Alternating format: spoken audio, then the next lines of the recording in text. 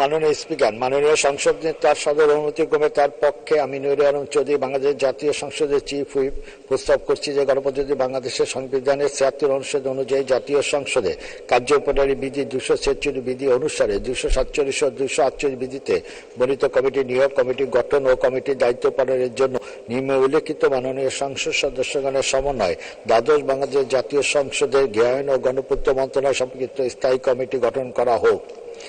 জনাব শরীফ আহমেদ ১৪৭, ময়মনসিংহ ২ সভাপতি, ভারপ্রাপ্ত মন্ত্রী অথবা প্রতিমন্ত্রীর সদস্য। জনাব এ কে এম সেলিম ওসমান ২০৮, নারায়ণগঞ্জ ৫ সদস্য। জনাব আ ক ম বাহাউদ্দিন ২৫৪, কুমিল্লা ৬ সদস্য। জনাব এম আব্দুর রকিব ২৮৮, চট্টগ্রাম ১১ সদস্য। জনাব মোহাম্মদ শিবলি সাদিক ১১, দিনাজপুর ৬ সদস্য।